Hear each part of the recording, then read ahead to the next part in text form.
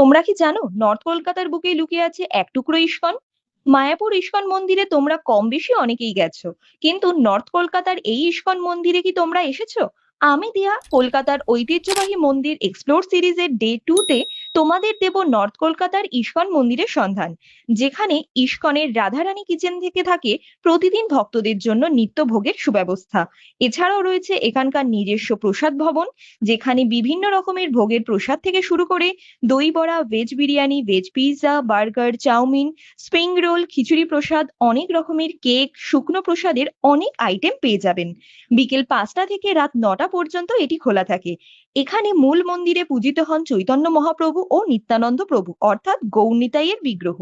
হঠাৎ মন চাইলে মায়াপুর যেতে না পারলেও খুব সহজে পৌঁছে যেতে পারেন নর্থ কলকাতার বুকে থাকা এই ইস্কন মন্দিরে, যেখানের সন্ধ্যা আরতি ভক্তদের সম্মিলিত নাম কীর্তন আপনাকে মায়াপুরের ইস্কন মন্দিরের কথা মনে করিয়ে দেবে।